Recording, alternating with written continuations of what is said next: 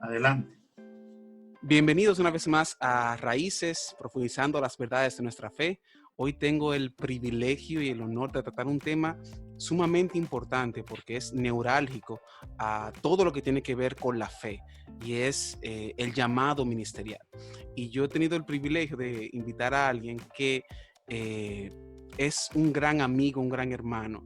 De hecho, uno de mis problemas con él es que él es mi pastor hace muchísimo tiempo y yo creo que nunca le he dicho pastor. Yo como que no recuerdo en mi cabeza haberle llamado pastor. Usualmente llamo por su nombre, aunque él tiene varios apodos, pero yo suelo llamarle por su nombre. Y no es por la falta de respeto. Yo reconozco su ministerio, reconozco su investidura, pero tenemos tanto tiempo conociéndonos y el vínculo es estrecho que honestamente para mí es cuesta arriba, pero bueno, él es pastor entre muchísimas otras cosas. Yo le voy a compartir qué es esta persona. Mire, esta persona, él es el vicepresidente de uno de los ministerios más importantes de la República Dominicana. Estamos hablando del Ministerio de la Batalla de la Fe.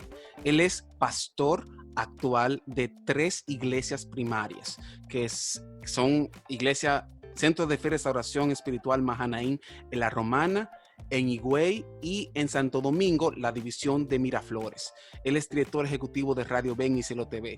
Él es ingeniero industrial de Intec. Él ha trabajado en diferentes empresas nacionales como internacionales vinculadas al tema de producción y, sin embargo, lo que él ha hecho en el tiempo, que vamos a hablar de eso un poco más adelante, es servir a la obra del Señor. Yo quiero dar la bienvenida a mi gran amigo, hermano y pastor, que ya voy a tener que decirte pastor de ahora en adelante, Ezequiel Molina Sánchez. Bienvenido, Ezequiel. Gracias, Josías. Es un gozo, es un privilegio para mí poder compartir contigo y aprovechar este espacio para conversar, porque ya que tú estás en los Estados Unidos, no te vemos con la frecuencia de antes. Sí. Y qué bueno que esto nos permite compartir por lo menos un rato. Sí, sí, y debo acotar que es cierto, yo no recuerdo haberte llamado pastor todavía. Aunque tú has sido mi pastor por todo este tiempo. Y eso ahora yo me puse a pensar y como que dije, oye, pero es cierto, ese tiempo que yo nunca le he llamado pastor. Qué cosa, amén. Sí, así es. Pero tú eres mi pastor, eso sí. Amén. Eres mi pastor en funciones hasta que la muerte nos separe. Y amén. Una de las cosas que yo recuerdo cuando tuve mis inquietudes ministeriales, recuerdo que una de las primeras personas que yo le comenté fue a ti. Recuerdo que nos reunimos en la oficina de conferencias de la emisora Radio Ben y te planteé una serie de temas, entre ellos estaba el tema ministerial. Y el tema ministerial es sumamente importante porque a veces se puede tomar a la ligera. La gente probablemente no le dé siempre el peso que requiere. La gente solamente ve, no, él predica los domingos. Pero conociendo tu agenda, sé que tú tienes poco tiempo y no es solamente por las prédicas, sino que tiene varias cosas que hacer. Entonces, yo quiero que hablemos hoy, Ezequiel, sobre el ministerio, sobre lo que implica el ministerio, todas las cosas que tienen que ver con él. Entonces, la primera pregunta que te quiero hacer es, ¿qué es un llamado al ministerio? Bueno, yo creo que el llamado es la carga de responsabilidad que Dios pone en ti, okay, que tú sientes, que tú percibes, que tú te sientes comprometido, esa capacidad de identificar necesidades que tú crees que puedes llenar y que quizás los que están a tu lado no lo ven ni lo sienten como tú, okay, pero para ti se convierte en lo más importante de la vida. Y yo creo que en eso consiste el llamado a la obra de Dios, porque, o el llamado genuino, porque mucha gente puede llegar al trabajo en la obra de Dios porque ve el brillo del ministerio, el reconocimiento de la gente. Quizás hay algunos ministerios, algunas posiciones que son materialmente apetecibles, Y entonces hay gente que quizás dice, yo quiero ser eso, yo quiero estar en la posición de fulano, quiero tener ese reconocimiento de tanta gente, etcétera. Y entonces ven el ministerio como una posición que quieren alcanzar, pero solamente considerando los aspectos materiales y humanos. Los aspectos visibles. Exactamente. Pero el llamado de Dios, yo lo definiría de esa manera. Esa carga, esa responsabilidad que tú sientes a partir de esa capacidad de identificar necesidades en la obra del Señor, en lo que tiene que ver con el trabajo que hace la iglesia del Señor en cualquiera de sus vertientes en la tierra. Yo desde muy niño sentí eso, es decir, yo desde muy jovencito sentí esa responsabilidad. A los 16 años comencé prácticamente una especie de ministerio juvenil, que fue como un programa de radio que tú conociste, Tesoro Juvenil. Y entonces hacíamos eventos, íbamos a iglesias y demás. Estuve involucrado con los jóvenes en la iglesia, fui explorador del Rey, fui músico de oído. Grabaste algo, ¿no? ¿Cierto? ¿Grabaste algo? No, fui cantante, de niño fui cantante, hice mi grabación de un LP, la mitad de un LP, 5 canciones. Ok. Bueno, primero en un LP de una hermana, la hermana Olga Nova, ahí me pusieron una canción, y luego en un LP de La Familia, ahí yo tuve el lado A.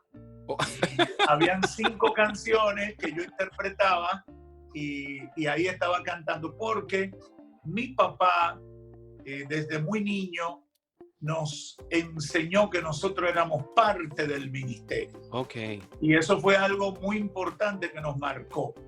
Y hoy yo lo uso eso como enseñanza. Yo creo que los niños pueden identificarse con la obra del Señor, cosa que los cristianos de hoy no hacen.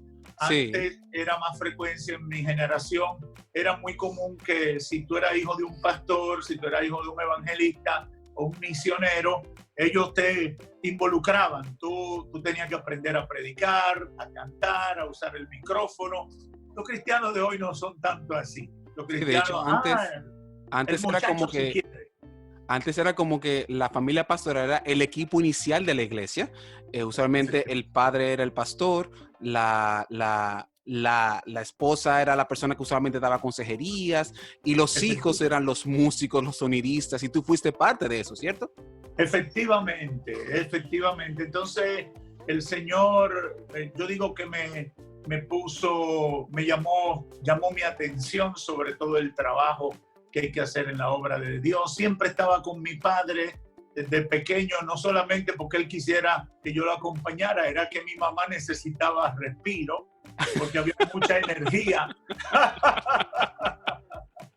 Y entonces terminé siendo un compañero constante. Todos los amigos de mi papá me conocían porque tenía que andar conmigo. Y me fui identificando y trabajando, cantando, tocando.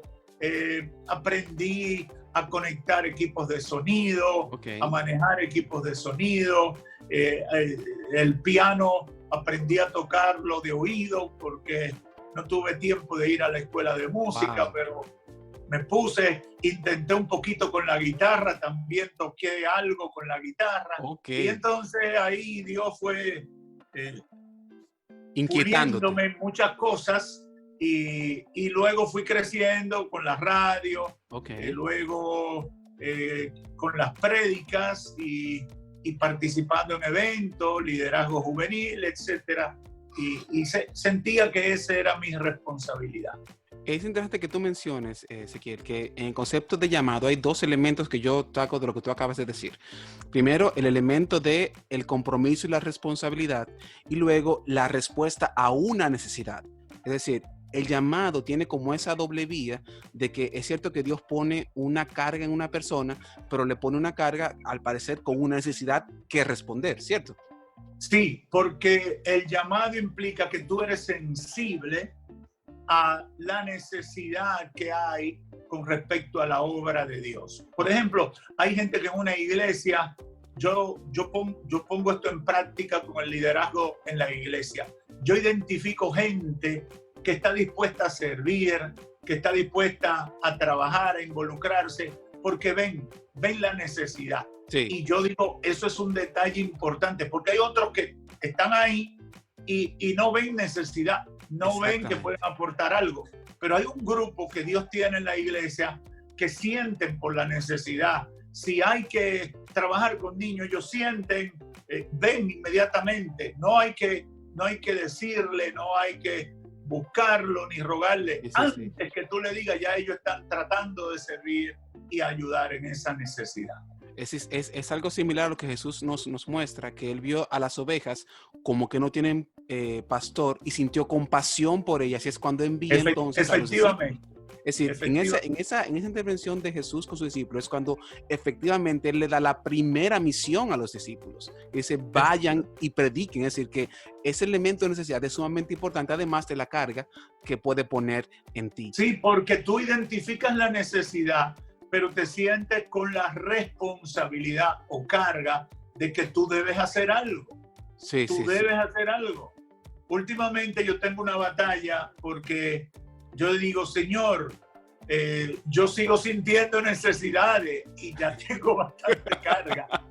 Lo único que te pido es que me dé sabiduría para poder asumirlo todo y entonces no colapsar. Pero la realidad es que es una sensibilidad, y yo creo que todo lo que Dios ha hecho con nuestro ministerio, sobre todo en los últimos 20 años, tiene mucho que ver con eso. Es decir, Dios te ayuda a identificar necesidades, tú crees que tienes que trabajar, tú lo sientes, y después tú ves el respaldo de Dios en esas iniciativas que tú emprendes para llenar esa necesidad, que es lo que puedo testificar en mi caso. Sí. Cada vez que he identificado una necesidad, veo el respaldo de Dios, confirmando que no me equivoqué. Okay.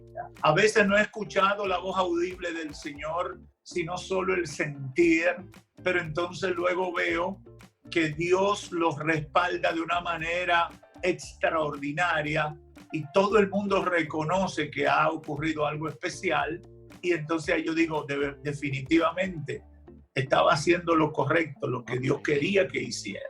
Perfecto. Entonces, pero tú mencionaste al principio un elemento que es determinante sobre la base del llamado, y es que hay personas que tienen verdaderos llamados y que no tienen llamados. Es decir, podríamos hacer como dos grupos, y una de las razones que pudiera traer el no llamado adecuado o la persona confundida es lo que tú mencionaste, de que son ministerios visibles, de que la gente cree que es solamente esa parafernalia, el micrófono, etcétera. Pero ¿cómo logramos entonces identificar y diferenciar esa emoción inicial? Porque, por ejemplo, una de las cosas que pasaba en Mahaná y Santo Domingo cuando estábamos, cuando llegaba alguien, yo le decía a la gente cuando subía, ese micrófono tiene algo raro, que la gente como que se le va. Porque cuando agarra ese micrófono, esa gente como que se va. Entonces, eso se pudiera confundir. Es decir, ¿cómo logramos identificar entonces? Es decir, puede haber una carga, puede haber hay una necesidad que está clara, que Dios la plantea, pero ¿cómo podemos identificar entonces de manera certera ese llamado? Bueno, yo te podría decir en ese sentido, o como respuesta a tu pregunta, que uno lo identifica por esa motivación, debe comenzar. Es decir, ¿qué me mueve? ¿Por qué estoy haciendo lo que hago?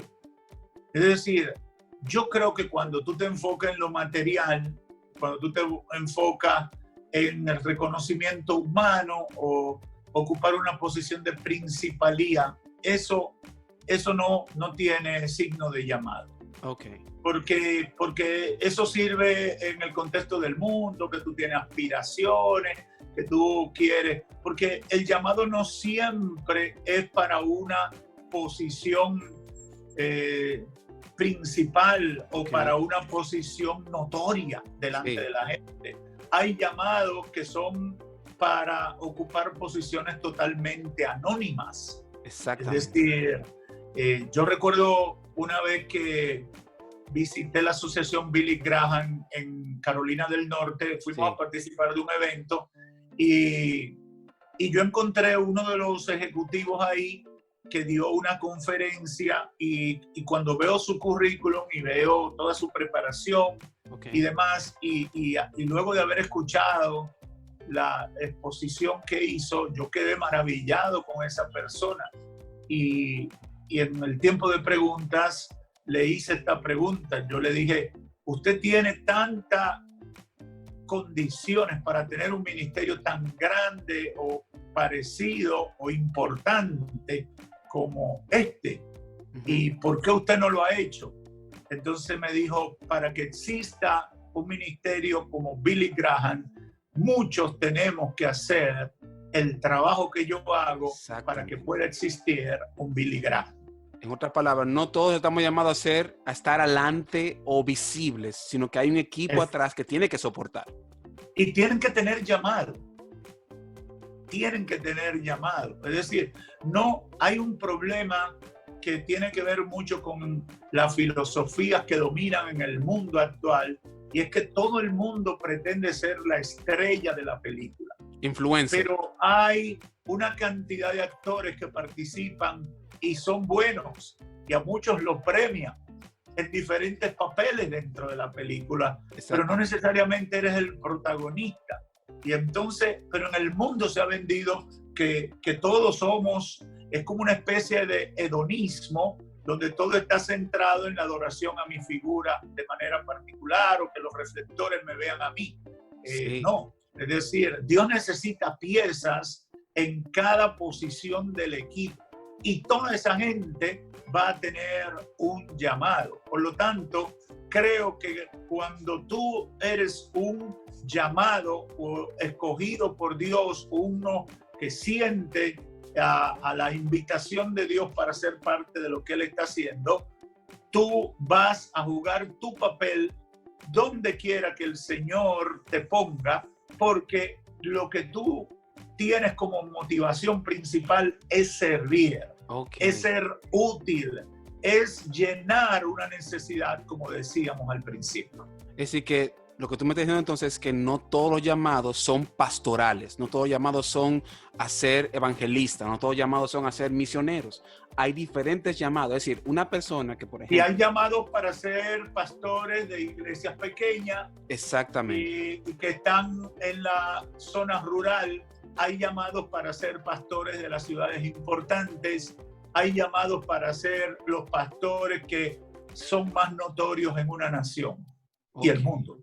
Entonces, si traemos esa carga que tú me has planteado, de que la sentiste desde un principio, pero ¿cómo tú lograste identificar tu llamado ministerial? ¿Cómo fue ese proceso? ¿Qué pasó? Bueno, día 1 tuviste un sueño, para poner un caso. Tú decías la actividad en sí. Sí. ¿Cómo fue que pasó contigo? Es que en mi caso, yo sentía responsabilidad con todo. Yo fui unos años músico de la iglesia. Sí. Tú estabas pequeño los otros músicos desaparecieron. Yo era el que más cerca estaba y yo lo asumí. Es decir, en ese momento era músico de la iglesia. Luego en la clase de escuela bíblica dominical, el maestro dice, necesito un ayudante. Y preguntó que quién estaba dispuesto. Bueno, yo no sé cuántos levantaron la mano, pero yo levanté la mía. Sí. Y bueno, me escogieron a mí para ser ayudante de maestro.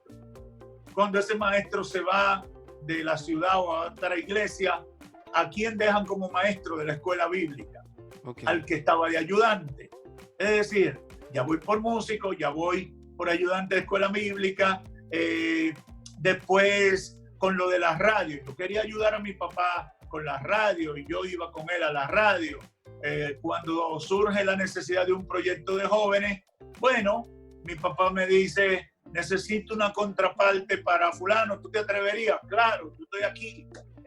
Y ahí me convertí en productor de radio. Luego fui animador con música y qué sé yo qué. Hice producción. Bueno, la televisión, estoy en la televisión porque se presentó la necesidad. Tenía en mente un presentador que iba a ser el presentador de nuestros programas, de nuestro primer programa. No, ese presentador hubo problemas, no se pudo incluir. Y entonces yo digo, bueno, pues entonces yo voy a ser presentador. Es decir, yo he estado listo para suplir la necesidad. Okay. Ese ha sido mi enfoque. Eso se puede poner que tú has sido como un taponero del Señor en el tiempo. En todo lo que fuera necesario. Okay. ¿Entiendes? Entonces, esa ha sido mi disposición. Lo que menos yo tenía en mi cabeza era ser pastor. Wow. Yo no quería ser pastor porque yo tenía una imagen un poco triste del pastorado, no porque la veía como algo muy especial, muy de Dios. Había visto el ministerio de mi papá, el sacrificio, la entrega, pero yo no quería trabajar con la gente. La gente me dio muy mal testimonio.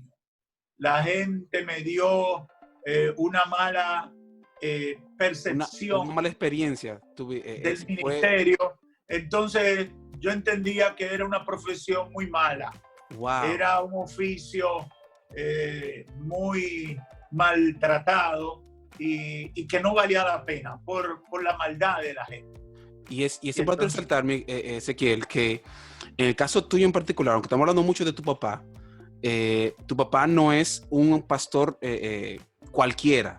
Él es un siervo como cualquier otro, pero sin embargo tiene una preponderancia importante, es Ezequiel Molina Rosario. Estamos hablando que es uno de los ministerios más grandes de la República Dominicana, que ha tenido mayor trascendencia y técnicamente tú debiste haber tenido como la mejor experiencia pastoral porque tú tienes de la mano de un hombre que ha tenido trascendencia importante, que ha tenido impacto. Es decir, que si tú dices eso de una persona que en este caso, es decir, si esa imagen que tú tenías es de alguien que evidentemente ha tenido éxito en términos ministeriales, imagínate entonces las otras personas que también han sido llamadas, que tienen una imagen quizás distorsionada del pastorado. Sí, pero tú tienes que verlo eso en el momento. Cuando yo tengo esa crisis, cuando mi papá era pastor de una pequeña iglesia en la parte alta de la ciudad de Santo Domingo. Ok, perfecto. Y yo soy un teenager, o antes que teenager, yo soy un muchachito de 10, 11, 12, 13 años. Ok. Es decir, es en ese momento. Quizás hoy, con lo que Dios ha hecho después, el impacto que ha tenido el ministerio, las cosas que Dios ha puesto en nuestras manos, quizás uno lo viera diferente. Okay. Pero en esa etapa, el impacto de la mala conducta de la gente sembró algo negativo. Por eso cuando entonces yo llego, yo decido estudiar, yo decido ir a la universidad y el objetivo mío no era ser pastor, sino convertirme en un profesional exitoso, en un empresario que produjera mucho dinero para apoyar al ministerio de mi padre. Ese era mi objetivo. Yo quería, ya después mi papá había dejado el pastorado local y se quedó con un trabajo interdenominacional como evangelista. Y entonces yo soñaba con que Dios me diera suficiente dinero para yo ser quien financiara el ministerio de mi papá. Porque yo sabía que las ofrendas eran escasas, había mucha precariedad. Entonces yo quería ser el instrumento de Dios desde esa perspectiva, pero no como pastor, por las experiencias que cuando más chico había vivido. Wow, entonces, mira, eso es interesante porque la gente ve solamente el ministerio grande ahora, ve solamente el 1 de enero, que es la Congregación Evangélica Nacional, y asume que del día 1 brincamos al día 50, del año 57. Es decir, hay 57 años en el medio que la gente suele olvidar y solamente se centra en los últimos 10, 12 o 15 años. Ahora, así es. En tu experiencia y con lo que tú vivenciaste, ¿existe entonces algún criterio bíblico para el llamado? Es decir, yo pudiera tomar la palabra del Señor y decir, bueno, esto es lo que yo pudiera identificar como una persona que está llamada al ministerio? Bueno, siendo coherente con lo que te he dicho, Jesús dijo, la mies es mucha y los obreros son Pocos. pocos. Hay que llamar al Señor de la mies para que mande obreros. Sí. En la obra de Dios hay una gran necesidad. Es decir, Dios tiene ahí los espacios, las posiciones, la gran comisión definida en su máxima extensión. Lo que falta es gente que quiera asumirla. Wow. ¿Por qué? Porque nosotros estamos ocupados en nuestros objetivos personales. Las iglesias están llenas de gente que lo que piensan es, tú tuviste que haber pasado por esa experiencia en tus años mozos, yo también la pasé, tú no estás pensando en cuando yo sea profesional o cuando yo sea jugador de béisbol, cuando yo sea dueño de una empresa, me voy a comprar un carro de esta manera, me voy a comprar una casa en tal lugar, me voy a ir a viajar por Europa, por los Alpes suizos, por Colorado, es decir, eso es lo que se habla y esos son los objetivos que la gente tiene. Casi tú no escuchas gente diciendo, no, yo quiero prepararme para que Dios me use, porque yo quiero servir y yo quiero llevar el evangelio a los que están en las cárceles. El que habla así, le dicen, tú eres un loco. Son tú pocos. Estás desquiciado. Dentro de la misma iglesia. Sí. Y ni qué hablar de los que están fuera de la iglesia. Exacto. Oye, tremendo. Entonces, la mies es mucha. Es decir, hay un gran trabajo que hacer para cumplir con la gran comisión. Dios necesita obreros. Dios necesita gente que cargue con la responsabilidad de llevar el evangelio. Y Dios está buscando gente que, como Samuel, diga, heme aquí, Señor. Heme aquí, Señor. Es decir, por eso Elí le dice a Samuel, cuando te vuelvan a despertar, cuando escuche la voz otra vez, dile, heme aquí. Exactamente. Heme aquí. Es que Dios te va a asignar trabajo. Y eso, Dios está buscando gente que digan, Señor, heme aquí, yo no voy a tener tanto interés en las cosas materiales, porque en mi caso, yo quería alcanzar el éxito económico y material, pero no era para disfrutarlo, sino para invertirlo en la obra. Es decir, ese era mi enfoque. Y todavía estoy en eso. Lo que vivo pensando es cómo Dios va a suplir para... ahí tengo una cadena, tengo una estación de radio en el Cibao tratada. No tengo dinero, no tengo el dinero, pero yo la tengo tratada. Ahí me llegó una oferta de 4 emisores en la Florida, porque me entrevisté hace como un año con un señor que estaba vendiendo una y él cree que yo tengo el dinero, que solamente me falta el deseo, y me mandó esta semana, te vendo la cadena completa, 4 emisoras que tiene. Entonces, y yo estoy en estos días calculando, ¿y qué yo puedo hacer para poder conseguir eso? Entonces, esa es la realidad. Pero la mies es mucha y Dios está buscando gente dispuesta. Tremendo. Entonces, algo interesante que mencionamos, como dije a tu papá, que es uno de los siervos de Dios respetados dentro del mundo cristiano y no cristiano en la República Dominicana, por la trayectoria que tiene él. Es una persona que no tiene cola por donde le pisen. Y alguien hace poco, a razón de las elecciones, me hizo comentario de que como que estaba hablando del pastor Ezequiel de una manera despectiva. Y yo, eso pasa cada 4 años, porque cada 4 años hay que pegarle un color al pastor Ezequiel. Sin embargo, desde la perspectiva de tú como hijo de él, eso implica que hay unos zapatos importantes que llenar. Porque el pastor Ezequiel evidentemente no se está haciendo más joven.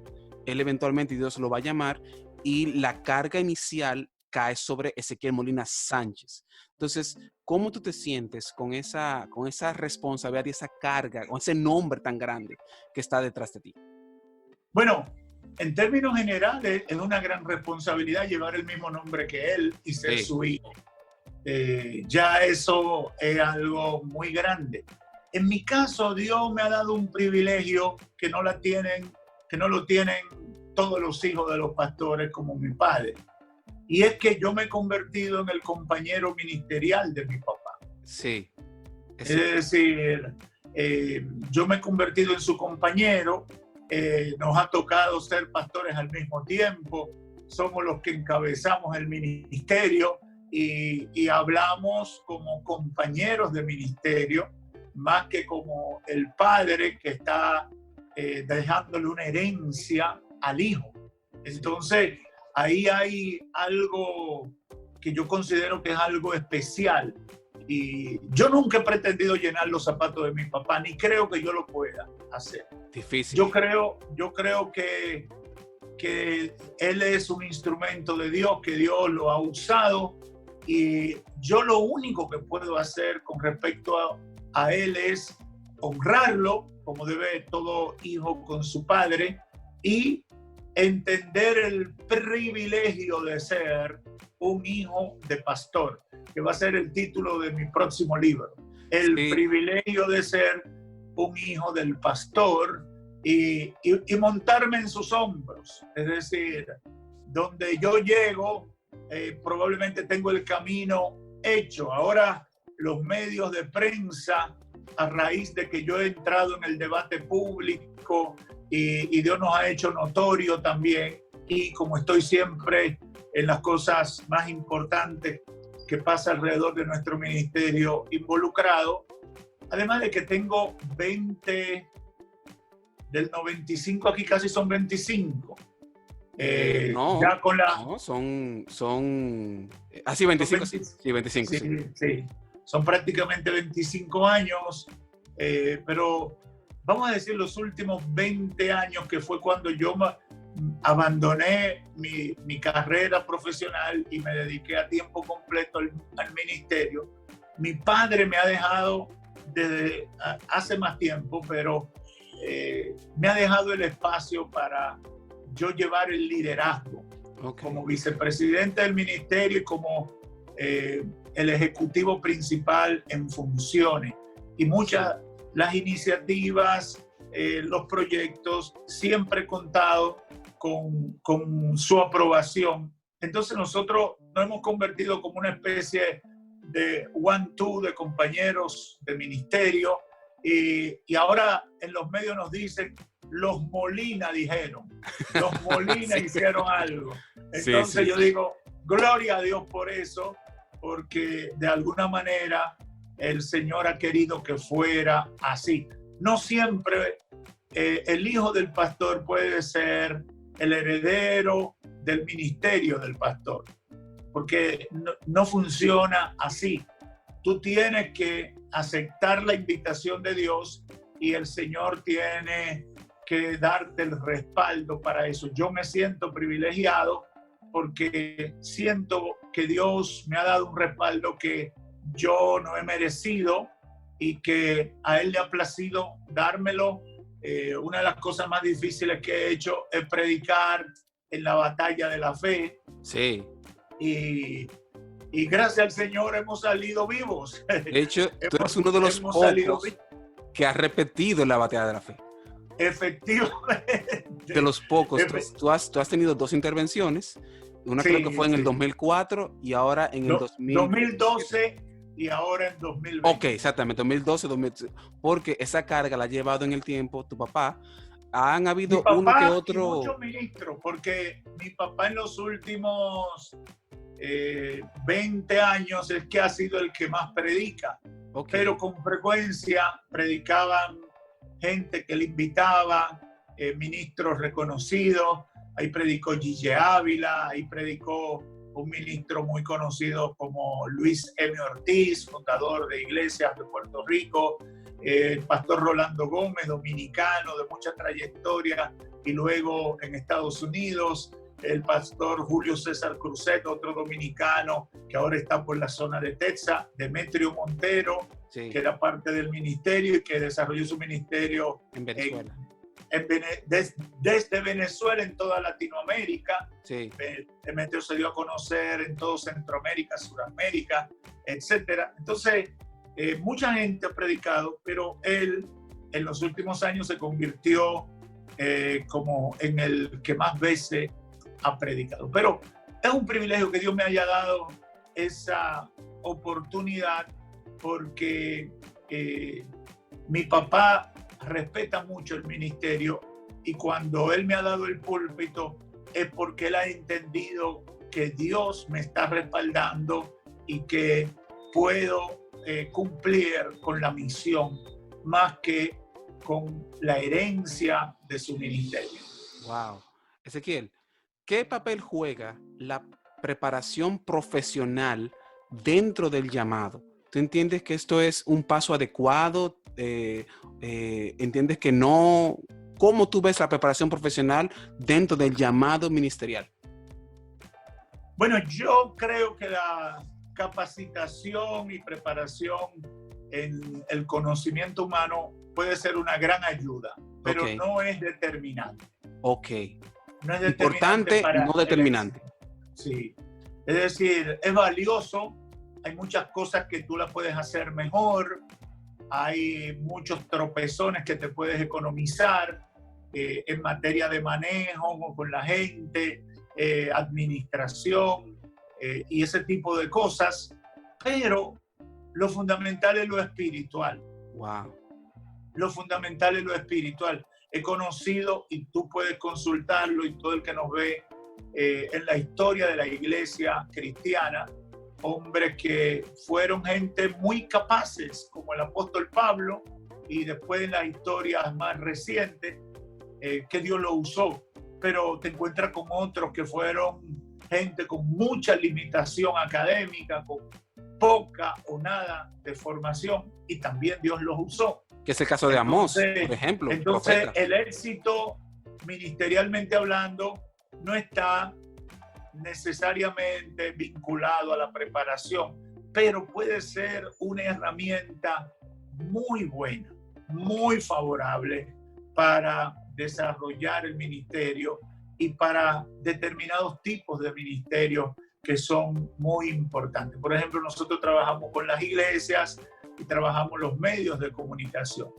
Y tener tantas cosas, las herramientas del conocimiento humano te pueden ayudar mucho y demás. Pero yo creo que lo fundamental es tener el respaldo de Dios. Wow. Entonces, ¿cómo nos preparamos para el ministerio entonces? Ya sabemos que la profesión puede ser un plus, una añadidura a tu gestión ministerial.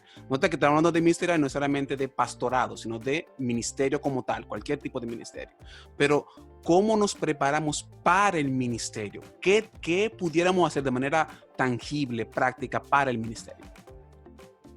Bueno, yo creo que tendríamos que pensar en el tipo de trabajo que tú quieres hacer en la obra de Dios o que tú sientes hacer. Ok. Porque, por ejemplo, si tú sientes que hay la necesidad y que tu llamado es trabajar en los medios de comunicación, ahí tú tienes que buscar la preparación de una manera, buscar cómo prepararte, cómo hacer las cosas. Tú comienzas, por ejemplo, en el ministerio de nosotros, todos casi comenzamos empíricamente. Okay. Empíricamente, es decir, no fuimos a una escuela a prepararnos, pero ya adentro, ya haciendo el trabajo, siempre hemos tenido la preocupación de adquirir el conocimiento que se necesita para esta actividad. Exactamente. ¿Entiendes? Entonces, ahí hay como una combinación de las dos cosas. Es decir, yo recuerdo que en los años allá atrás, la primera vez que yo vi un guión de un programa de radio fue que mi papá lo hizo. Ok. Es decir, había que ir con un guión que iba primero, que iba después, etcétera. Y bueno, yo aprendí a ver eso y ya para mí eso era natural. Pero eso es una preparación. Ahora, él no fue a una escuela a estudiar eso. Por lo menos que yo sepa. Hasta ahora yo no he sabido. Pero eso le ayudó. Entonces tiene que ver mucho con lo que, la forma en que tú asumes el ministerio, por ejemplo. Yo creo que es importante, por ejemplo, ir a un seminario bíblico, eso sería valioso. Yo creo que estudiar idiomas es algo que puede ser valioso. Yo creo que estudiar administración de empresas, eso es una herramienta valiosa. Muchas cosas de esas, hasta cualquier oficio técnico pudiera ser valioso, por ejemplo, para un trabajo misionero o una capacidad profesional como un médico, irse a una tribu donde no se permite el evangelio, a un país musulmán, y desde una plataforma de médico hacer un trabajo evangelístico. Sí. Es decir, yo creo que en un momento todas esas cosas se pueden combinar. Ahora, reitero, para mí lo fundamental es el respaldo de Dios, porque si tú tienes esa motivación genuina y tienes el respaldo de Dios, tú encontrarás las herramientas. El Señor te dará la sabiduría, te pondrá en ti la necesidad de cosas. Yo entré a trabajar la radio con ese conocimiento básico, pero en la televisión entramos. Ahora, yo no soy uno que estudió televisión, pero leo, investigo, trato de aprender. ¿Por qué? Porque he sentido la necesidad de usar la televisión para llevar el evangelio. Entonces, me asesoro con personas que saben, gente que me puede dar un consejo, busco un ingeniero que sepa de los equipos, que sepa, busco un informático que me trabaje todo lo que tiene que ver con internet, con la informática. Es decir, no soy un experto en esto, tengo diseñadores gráficos, busco productores, lo he ido buscando. Ahora, yo no soy un experto, pero lo he ido armando y cualquiera ve nuestras transmisiones y cree que hay una mente maestra ahí detrás de todo eso. Pero Steven Spielberg, una cosa de esa. Ha sido una persona con deseo de, con la ayuda del Señor, cumplir con la gran comisión a través de esos medios, llevando el mensaje del Evangelio. Y es Dios el que suple todo eso. Hoy en día yo veo nuestra estructura y veo toda la gente que trabaja y aporta y demás. Y cuando yo lo veo, digo, Dios mío, definitivamente tú has sido, porque yo cuando comencé ni idea tenía de que podíamos estructurar algo como esto. Ahora, yo iba con la disposición, porque había sentido la carga, a llenar una necesidad. Ezequiel, y hay algo yo cuando estaba estudiando la historia de la iglesia, yo era de los ignorantes que brincaba de los apóstoles a la reforma, de la reforma aquí. Es decir, yo dejaba esos espacios. Hay mucha gente ahí. Hay mucho. Entonces, así puede pasar con el Ministerio de la Verdad de la Fe, que la gente brinca del 63, que fue cuando se creó, hasta, digamos, el 90. Y después del 90 salta al 2000, y de 2000 salta al 2020. Y una de las cosas que yo recuerdo que tu papá decía, que dice, está vivo todavía, que dice es, el ministerio da pasos cortos, pero certeros. Da un pasito que quizás para otros es sumamente corto, pero que es seguro, que es un paso que ya después que se da, ya se puede pisar ahí. Ahora, ¿cómo tú ves el tema del proceso ministerial, del proceso de ese David que está escondido allá con las ovejas a convertirse en rey? ¿Cómo tú ves ese proceso? ¿O cómo tú le harías entender a esas personas que quieren entrar al ministerio que eso es necesario? ¿O qué implica eso durante esos saltos que la gente hace? Bueno, eso va conectado con lo que hablábamos hace unos minutos. Es decir, el que quiere el llamado, que quiere trabajar en la obra de Dios, no puede tener apuro, no puede tener desesperación, no puede tener exigencia de logros alcanzados desde la perspectiva humana. Ok, clave eso. Clave. Eso es fundamental. Porque entonces, si mi iglesia no es de 1000 personas, entonces no es exitosa. Eso es clave. Hoy no lo es. Hoy no lo es, pero mañana puede ser que en el plan de Dios, después que tú hayas vivido todos los procesos, te lleve allá. Yo estoy claro con algo, Josías. El Señor, lo que ha hecho con nosotros, conmigo de manera personal y con el ministerio en el cual estoy involucrado, no lo podía hacer antes de cuando lo ha hecho. Como dice, explíquese, bachiller. ¿Cómo así? ¿Cómo es eso? Explícanos. Teníamos que estar esos años en la escuela de Dios. Ok. Para poder estar preparados para lo que hoy somos. Correcto. En diciembre me visitó el presidente electo de hoy. Ok. Y yo no tenía ni idea de todo lo que iba a pasar después, ¿verdad? Y demás.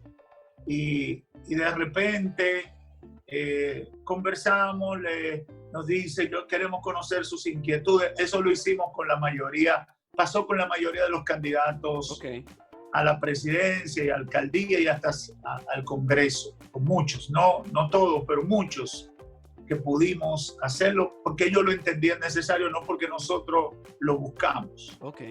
Y yo le expresaba nuestros pareceres y mi papá también, ahí tuvimos una conversación amena con todos los que nos buscaron, incluyéndolo a él. Y demás, luego él me escribió su teléfono, me dice, pásame mi teléfono y me dio su teléfono. Yo no tenía ni idea de que la persona que me estaba dando su teléfono algún día llegaría a ser presidente de la República. Wow. Pero viendo el muñeco completo, viendo todo lo que ha pasado, si Dios no te madura en el proceso, cuando tú estás viviendo cosas como esas hoy, si tú no has madurado, tú puedes pensar muchas cosas equivocadas. Que tú eres muy importante, que tú eres necesario e imprescindible, que tú eres muy famoso y demás. O que tienes una gran oportunidad que tienes que aprovecharla para conseguir algo material y que tienes que venderte al mejor postor porque ahora es que tu mercancía está en vitrina. Y entonces se te olvida el ministerio, la función, el compromiso con el llamado y todo ese tipo de cosas. Wow. Entonces, es en la escuela de las dificultades, de los procesos, de las experiencias que Dios te va madurando. Pero el presidente actual, nosotros lo conocimos yendo a nuestra oficina en el año 97. Ok. Ahí conocimos al presidente de hoy de la República Dominicana. Okay. Y ahí se declaró, era ministro de la presidencia, y ahí se declaró amigo y se declaró hasta cierto punto fans de mi papá porque por muchos años sus padres escuchaban a mi padre con sus programas de radio. Sí. Entonces, cuando tú juntas todo y cuando tú ves todo lo que Dios ha hecho y demás, entonces tú te das cuenta que cada experiencia que viviste, que cada momento difícil, que cada momento alegre, que cada iniciativa, que cada error que cometiste era necesario para que cuando Dios te va promoviendo estés lo suficientemente maduro o preparado para seguir cumpliendo con la misión y no perderte en el camino. Wow. Mucha gente se pierde. Sí. Por eso nosotros podemos decir que Dios nos ha ido promoviendo en medio con el paso del tiempo. Y yo soy uno que le digo, Señor, ayúdame a aprender cada día y capacítame, dame el entendimiento para cada día aprender a manejarlo y hacerlo que te honre a ti y que podamos cumplir con el propósito de ser instrumentos tuyos en el lugar, en el contexto, en el tiempo donde Dios nos ha colocado. Entonces, creo que eso es fundamental. Es decir, si tú amas a Dios, si tú estás motivado correctamente, si tú tienes muy claro que tu deseo es servir en la obra de Dios y ser un instrumento de Dios para llenar una necesidad en su obra, cada experiencia te va a sumar las cualidades que te harán falta para Dios seguir confiando en ti. Wow, tremendo. Ezequiel, tú eres, como decía un amigo mío, un filete de hablar. Me encanta hablar contigo, me encanta compartir contigo. Y te lo he dicho antes. Eso es por el cariño. Pero no quiero terminar sin escucharte. Darnos esa voz pastoral ahora. Ahora estoy llamando al pastor Ezequiel Molina Sánchez. Si alguien se te acercara ahora y te dijera, tengo esta carga ministerial, ¿qué hago? ¿Qué tú le responderías? Yo le diría que accione en función de lo que siente, que se esfuerce, que trate de hacer lo que está a su alcance, sin forzar ninguna situación. Ok.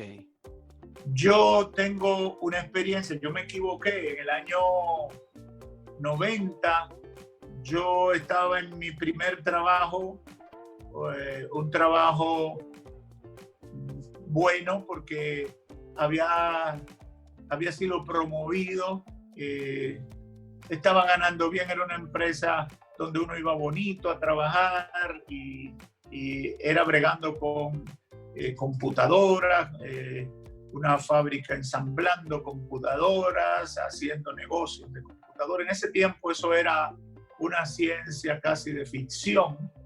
Estoy hablando en el 90, cuando dominaban los mainframe, los grandes equipos, los PC estaban entrando en el mercado y eran muy caros. Y bueno, yo siento el llamado de Dios. Mi papá comenzó en el 89 el proyecto de la radioemisora. Habíamos estado por muchos años con programas y bloques, pero no teníamos estación de radio. Y entonces en el 89 arranqué ese proyecto y yo me sentí inquieto porque yo veía toda la necesidad y lo mucho que mi papá me necesitaba y yo iba a ayudar por ratito, pero yo decía, lo que yo debería estar aquí todo el tiempo. Bueno, me llené de gozo, renuncié a mi trabajo. Yo me estoy imaginando. Renuncié a mi trabajo, me inventé un proyecto empresarial, pero yo lo que quería era estar metido ahí con mi papá ayudando. Ok. Ese año creo que fue la guerra del Golfo. Sí, 91, 92, por ahí, sí. Por ahí, yo sé que la guerra del Golfo fue como lo peor que la pandemia de ahora. Ay, sí recuerdo, hacían fila de gasolina. Combustible, escasez de alimentos, cantidad de cosas. Ya tú sabes, no había energía eléctrica. Teníamos que ir con un vehículo a hacer una fila a una estación de gasolina para comprar y entonces sacársela y echársela a las plantas para poder tener el emisor en el aire. Una cosa, yo pienso en eso hoy y digo, Dios mío, qué cosa más terrible. Pero yo tomé esa decisión, pero fue una decisión motivada por mis deseos de emprendedurismo y no querer esperar el tiempo de Dios. Entonces, las cosas no estaban bien, había mucha escasez, mucha necesidad. Cuando eso yo había comenzado una relación de noviazgo, ya tenía como 2 años de novio con mi novia, ya sentía la presión de casarme, quería casarme y la realidad es que con esa decisión yo lo que hice fue complicarlo todo. Wow. Y mi vida, pasé un tiempo muy difícil. Luego le pedí perdón al Señor, me humillé y le pedí que me ayudara a conseguir un empleo y a pagar mis deudas, porque caí en deudas y el matrimonio se veía súper lejos. Y entonces el Señor escuchó mi clamor, me consiguió un empleo, yo digo que fue Él. Yo mandé la aplicación, pero me aceptaron sin yo calificar. Me mandaron a entrenarme a los Estados Unidos y a Inglaterra y me dieron un empleo que yo ganaba 8 o 10 veces lo que había sido mi salario en el empleo anterior. Pero en un tiempo muy difícil para el país, yo comencé a ganar en dólares. Wow. Entonces, Dios me respaldó. Bueno, tanto es así que en el 92, en diciembre del 92, me casé. Que yo fui a tu boda, por cierto. Yo fui a tu boda. Efectivamente. Entonces, a veces uno toma decisiones apasionado, deseoso de trabajar en la obra del Señor, pero todavía no ha llegado el tiempo de Dios. Yo le voy a dar este consejo a los jóvenes. Dios va a crear condiciones sin trauma para que tú puedas involucrarte. Porque los planes de Dios son llevados sin necesidad de esos procesos tan dolorosos. Generalmente los procesos son dolorosos porque que nosotros nos desesperamos, queremos que las cosas pasen. Sí. Señor, yo quiero trabajar en tu obra. Señor. Es decir, nos accidentamos.